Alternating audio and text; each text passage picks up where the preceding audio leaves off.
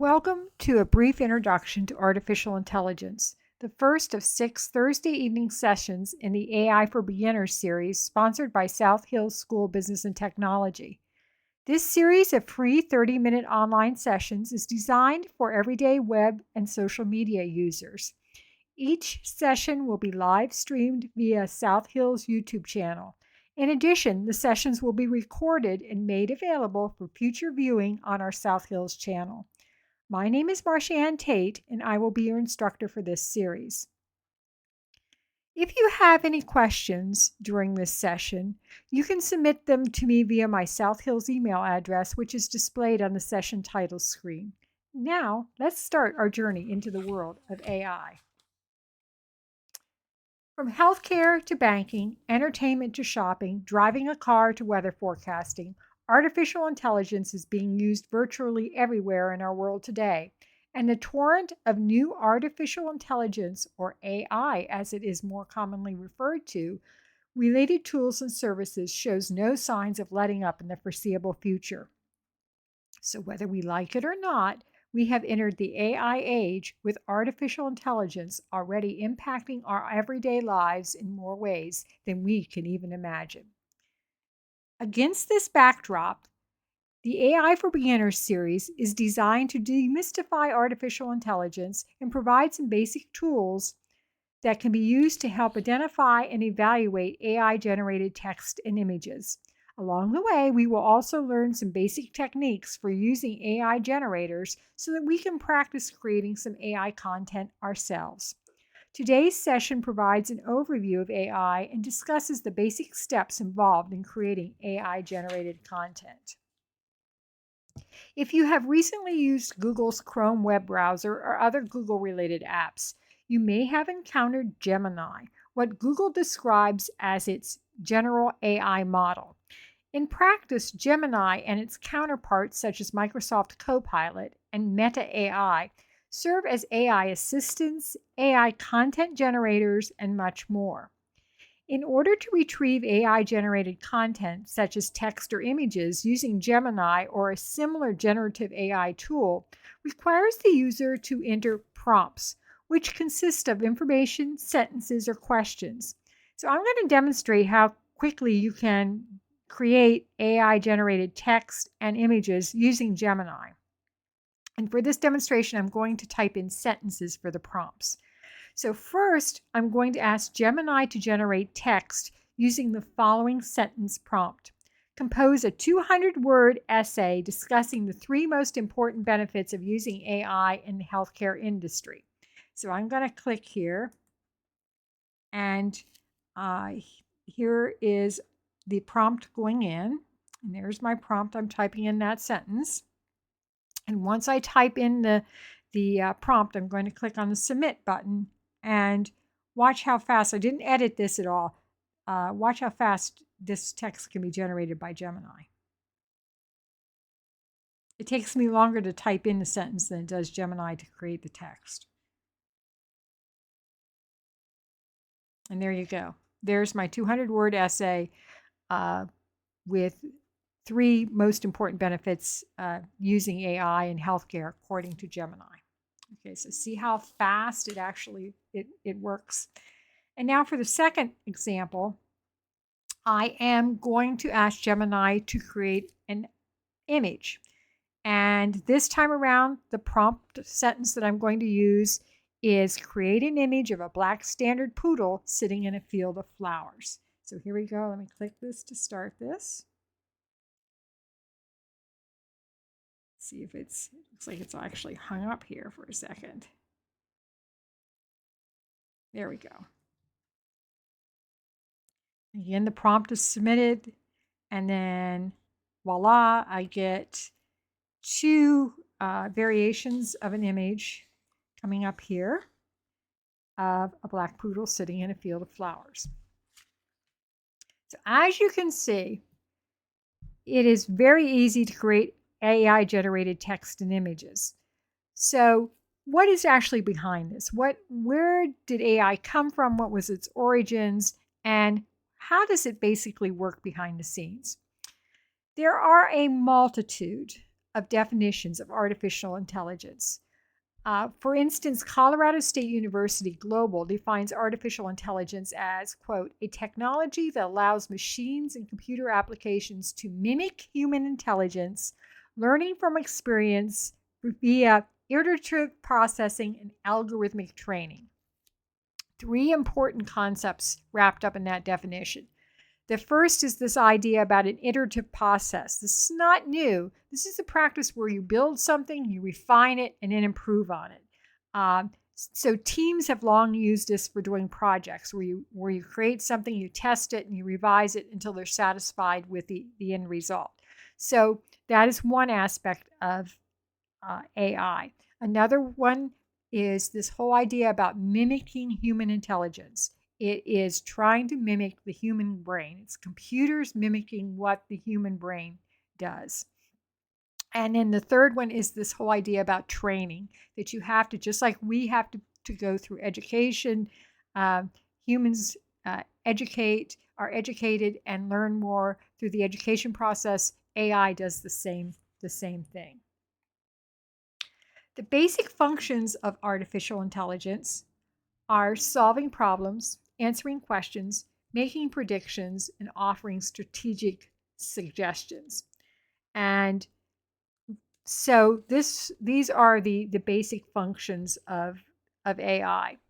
Now, even though artificial intelligence has only recently received widespread attention from outside the scientific realms, its origins actually date back to the post-World War II era. In fact, the term artificial intelligence was coined 68 years ago in 1956 when a small group of scientists, led by Dartmouth College mathematics professor John McCarthy, submitted a proposal for the Dartmouth Summer Research Project on Artificial Intelligence. In the proposal, McCarthy stated that researchers intended to proceed on the basis of the conjecture that every aspect of learning or any other feature of intelligence can in principle be so precisely described that a machine can be made to simulate it. This not only marked the birth of the term artificial intelligence, but also of its associated field of research. Over the course of its 68-year history, artificial intelligence has evolved at a varying pace. Medical researcher Valentina Bellini and her colleagues have created a timeline of artificial intelligence and have divided its history into 6 decade-long segments.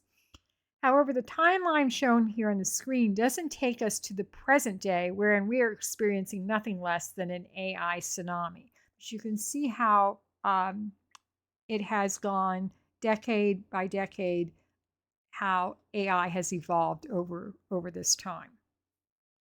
So how does AI actually work? Well, let's take a simplified step-by-step look at the process.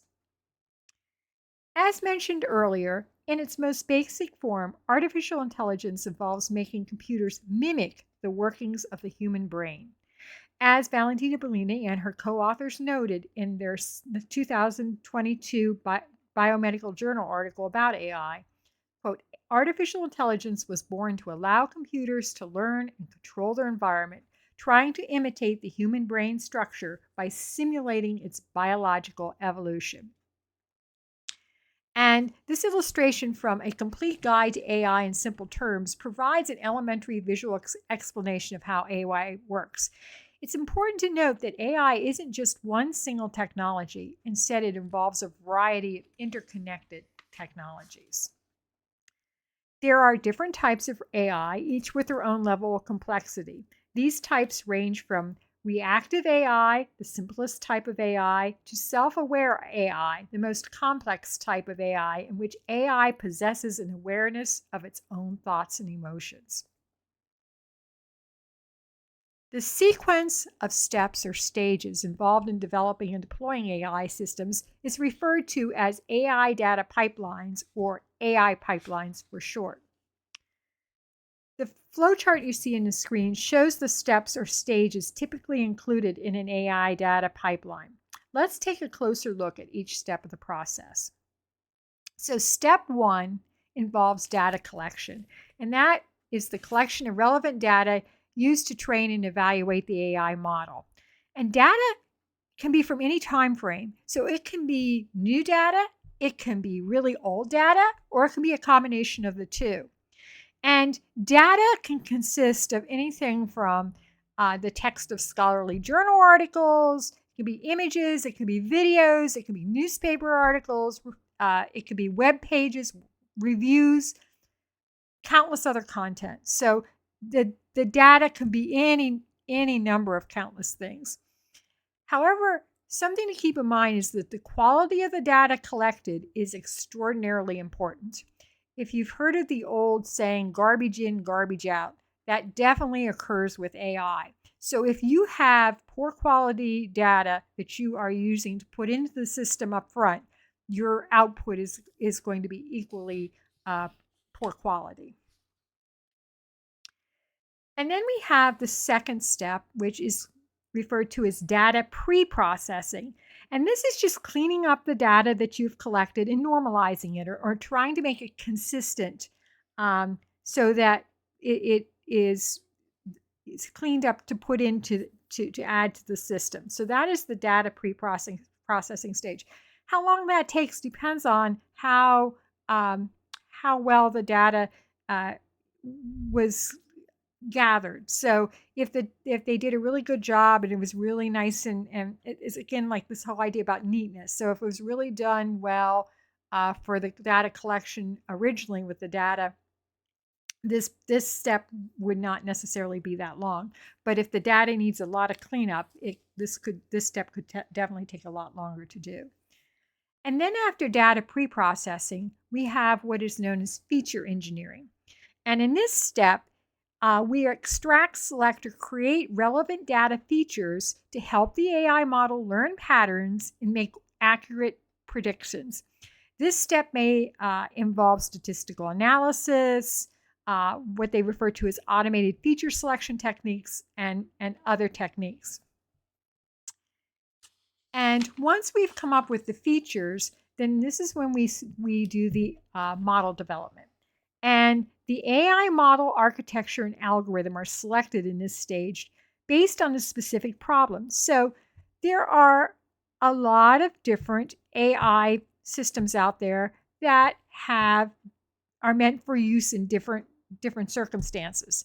So in this phase, the model development, you need to match up with what kind of model you're making for your AI, and what you want your AI to do. What do you want the AI output to be? So in this step, the development can involve choosing from statistical models, machine learning algorithms, and also something called deep learning architectures. And once the model architecture and algorithm are selected, the model is trained using the prepared data. Now let's just take a look at a couple of those terms that I just mentioned there. One of them is this notion of deep learning. So deep learning is a critical component of artificial intelligence. According to AI, A Complete Guide in Simple Terms, deep learning is a process inspired by the structure and function of the human brain. Data processed and analyzed using algorithms and computational models. These tools allow the system to recognize patterns and make decisions or predictions. Again, remember, we're trying to mimic the human brain here, and it's exactly what the human brain does. The process uses what are called artificial neural networks, or ANNs, with multiple layers of artificial neurons or nodes, and they're referred to as units. So each unit receives inputs, assigns them weight, performs calculations, and passes the results to the next layer. Deep learning models automatically extract features or hierarchical representations from the data, enabling them to capture complex patterns and relationships. Another critical component of artificial intelligence is model architecture design. And this involves defining the number and types of layers or nodes and units, and the number of units in each layer, and also the connections between the layers. So in the model architecture design, if you have a more simpler type of AI that you're working on, this isn't going to be as complex as if you're trying to do one of the more sophisticated types of AI. And as I said, AI is designed to do many different things. So here are just a couple of the selected types of model architectures that are out there. And these are designed to meet the specific needs or whatever the goals are for how the AI system is intended to be used. So for instance, there's something called the convolutional neural networks, and they're primarily used for image data. There's something called the feed-forward neural networks, which are primarily used for supervised learning. And then there's recurrent neural networks that are primarily used for sequential data. And again, there are many other ones other than the ones I have listed here. Something else that we just mentioned here a few minutes ago was this whole idea about training. And during the training phase, the deep learning model learns over time how to adapt the biases and weights of the labeled data's neural network. The model typically deploys something called optimization algorithms, which this is that part about the iterative process, which iteratively update the model's parameters to minimize the difference between the actual and predicted outputs. So you're trying to train, just like you do for educating the human, you're trying to train the machine to make sure that what the outcomes are correct. And so once this deep learning model is trained, it can make predictions even on new unseen data. So data that it hadn't seen before, it can start making predictions on it. And then we have, after the training phase, what is known as the model evaluation phase, or step. And this is where the performance and generalization capabilities of the model are evaluated to make sure that they're accurate, that they're precise, that they have the accurate recall, and there's other metrics based on the tasks that the model has been designed to perform. So you're evaluating, you're actually testing to make sure that it's working the way that you're expecting it. And then this is followed by model optimization. So after you evaluate the model and it doesn't seem to be working exactly in all the areas the way that you intended it to, then you would need to go in at this step in the model optimization to try to fine tune it. So you're making adjustments and fine tuning to try to make it improve on the areas where it has its weaknesses. And so this is really, really important as well. And then we have deployment and integration. So at this point, you are taking the model, it meets the designer's objectives regarding reliability, security, scalability, and so forth, and it's deployed, which means it's just integrating the model into a larger system or applications, or just putting it out there for the public, such as Google Gemini or Meta AI. And so you're deploying it, you're actually putting it out to the world. Now, even after it's been deployed, the AI system still requires ongoing monitoring and maintenance by both machines. So this needs to be done by computers, and it needs to have humans watching it too, because there are things such as data drift, there's multiple model performance degradation, and other issues. We sort of had an example of this just recently, where Google had its image generator, it launched it, it was coming back with inaccurate historical representations of humans, and they had to pull it back, make some refinements on it before they relaunched it again.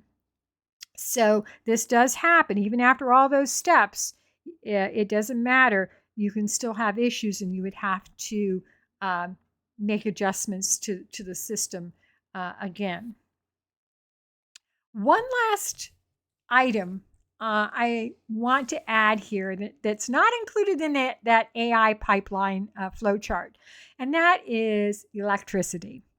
And several phases of the AI pipeline require enormous amounts of energy. In October 2023, Scientific American reported that according to a peer-reviewed analysis of the burgeoning energy demands of AI conducted by data scientist Alex DeVry, found that 1.5 million servers running at full capacity would consume 85.4 terawatt hours of energy annually. And that equals more than many small countries' usage in a year. In a follow-up interview with Scientific American, DeVry explained that two specific phases of the AI process are very energy intensive. The first is that training phase that we discussed, where he states you're setting up and getting the model to teach itself how to behave. The second energy phase is referred to as the inference phase and involves putting the model into a live operation and start feeding it prompts so it can produce original responses. So there are several phases or stages where the AI requires a tremendous amount of energy. So it's something to keep in mind when we're talking about all of these new AI types of products and services and systems that are being launched. AI is indeed fascinating and frightening and everything in between. No matter how we feel about AI, one thing is inevitable. AI technology is going to be playing an ever increasing role in our daily lives. Our society faces a tremendous challenge in sorting through the myriad AI related legal and ethical issues over the coming years. As individuals, gaining a basic awareness and understanding of AI technologies will help us make better choices as citizens and consumers as we journey through the AI age. Well, I'd like to thank you very much for joining me in this session today. Again, if you have any questions or comments, please send them to my email address, mtate@southhills.edu.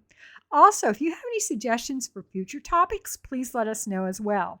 On behalf of South Hills School of Business and Technology, I would like to once again thank you for joining us for our first session in the AI for Beginners series. Next Thursday, we'll be learning some different techniques that can be used to identify AI-generated images. I hope you can join us then. Have a great evening.